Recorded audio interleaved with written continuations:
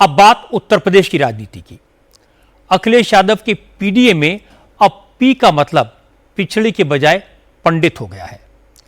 अब अखिलेश यादव की नजर ब्राह्मण वोटों पर है। आज समाजवादी पार्टी के संस्थापक मेंबर जनेश्वर मिश्रा की जयंती है। इस मौके पर अखिलेश यादव ने लखनऊ में प्रबुद्ध सम्मेलन किया। समाजवादी पार्टी के ज्यादातर ब्राह्मण नेताओं को इनवाइट किया, सबको मंच पर बुलाकर सम्मानित किया और इसके बाद अखिलेश ने कहा कि यूपी में ब्राह्मणों पर जुल्म हो रहे हैं, लेकिन समाजवादी पार्टी हर जाति का सम्मान करती है, इसलिए पीडीए में भी पंडित शामिल हैं। लोग पीडीए की बात करते हैं और पीडीए की नई नई परिभाषा बनाते हैं। जब से पीडीए से वो लोग हारे हैं, तब से पीडीए की नई नई परिभाषा बना रहे हैं वो लोग। लेकिन वो लोग भूल गए हैं, पीडीए में पीडी पंडित का ही शुड फॉर्म है।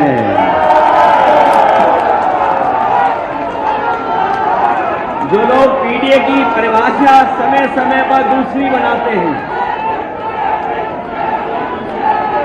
वो जान लें कि पीडीए में पीडी जो है वो पंडित का शॉर्ट फॉर्म है और जितनी पीड़ा दोगे, पीड़ा बढ़ाओगे, उतना ही पीडीए और मजबूत दिखाई देगा।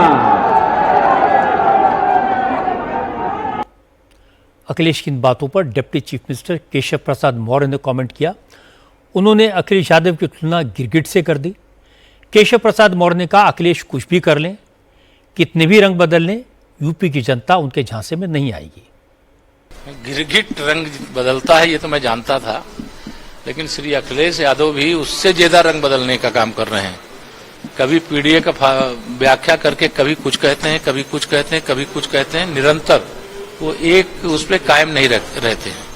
लेकिन वह चाहे कुछ भी कर ले, नाम बदल दें, काम बदल दें, या मुंह में राम बगल में छुरी, यानी आजकल भगवान राम का भी नाम लेने का काम कर रहे हैं। जो रामद्रोही के नाते जिनकी मतलब पूरे देश में दुनिया में ख्याति है, वह श्री राम जन्मभूमि मामले में भी वह और उनकी पार्टी के लोग बोलने का काम कर रहे हैं। तो यह जरूर मैं उनको कहना चाहता हूं, जितना दम है वो लगा लो, लेकिन 2027 तो छोड़िए, 2047 तक समाजवादी पार्टी सत्ता के इर्द गिर्द भी नहीं दिखाई देगी। यूपी में बहुत टाइम से ये इंप्रेशन क्रिएट किया गया है कि योगी आदित्यनाथ ब्राह्मणों के खिलाफ है। एक ऐसा आरोप है जिसके बारे में अभी तक किसने कोई प्रमाण तो नहीं दिया है, लेकिन बातें बहुत चलती हैं। अब चुनाव आने वाले हैं तो अखिलेश यादव भी कोशिश कर रहे हैं, इसलिए उन्होंने पीडीए के पीडी को पंडित कर दिया। मायावती भी ब्राह्मणों को साथ लाने की एक बार फिर कोशिश कर रही हैं।